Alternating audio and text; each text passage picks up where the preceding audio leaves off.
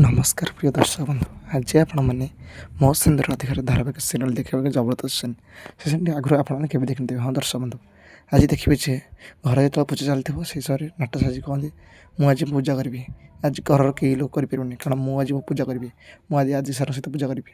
ଜେଜେ କହୁଛନ୍ତି, ନାଟସା ତୁ କରିପାରିବୁନି। ସେପଟେ ମୁକ୍ତି ଆସିଲେ, ମୁକ୍ତି ଦେଖି କହୁଛନ୍ତି, ମୁକ୍ତି ମା' ତୁ ଆସିଗଲୁ, ହଉ ଇଆଡ଼ା ବ୍ୟସ୍ତ ହନି, ତୁ ହିଁ ପୂଜା କରିବୁ, ଆଉ କେହି ପୂଜା କରିପାରିବେ ନାହିଁ। ଏ ଘରେ ତୁ ଘରେ ରହିବୁ। କ'ଣ ହେଲା, କିଛି ହେଲା। ନାଟ ସାଜି ମୁଁ କେବେ ବି ଛାଡ଼ିବିନି, ମୁଁ ହିଁ ପୂଜା କରିବି।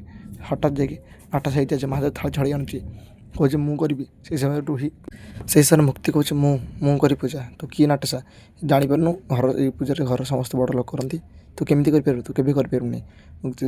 ଜେଜେମା ତୁ କହୁନି, ଠିକ୍ କହୁଛୁ ତୁ ମୁକ୍ତି, ତୁ ହିଁ କରିବୁ। ବଡ଼ ଘରର କରନ୍ତି, ଛୋଟ ସିଏ କ'ଣ କରିପାରିବ? ସେ ଘରକୁ ଆଜିକାଲି ଭିତରେ ଆଜି ତୁ ଆଜି ସାରକୁ ରଖିଛୁ, ତୁ କେବେ କରିପାରିବୁନି। ନାଟସା ଆବକା ଭାଇ ଚାହୁଁଥାଏ, ମୁଁ କ'ଣ କରିବି? ମୁଁ ଏ ଘରର ବଡ଼ ବୋହୂ, ମୁଁ କ'ଣ କରିବି? ମୋ ହାତରେ କିଛି ନାହିଁ। ସେ ସମୟରେ ତାପରେ ଆଜି ସାର୍ ମୁକ୍ତି ଦୁହିଁ ଆଳତୀ କରୁଛନ୍ତି। ଏଇ ତ ଦର୍ଶକ ବନ୍ଧୁ, ଆଜି ଏଇଭଳି କିଛି ଦେଖିବେ। ଆଜି ସାର୍ ଆବକା ଭାଇ ଚାହୁଁଛନ୍ତି, କ'ଣ ହେଲା ମୁକ୍ତି, ତମେ ହିଁ ଘରର ବୋହୂ, ଆଉ କେହି ଘରର ବୋହୂ ହେଇପାରିବନି।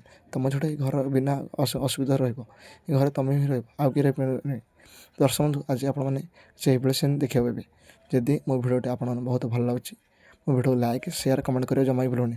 ଆପଣମାନେ ଏଇ ଭିଡ଼ିଓରେ ନୂଆ ଆଗକୁ କଣ୍ଟେଣ୍ଟ ଦେଖିବାକୁ ପାଇବେ। ଧନ୍ୟବାଦ। ଜୟ ଜଗନ୍ନାଥ, ଜୟ ଶ୍ରୀ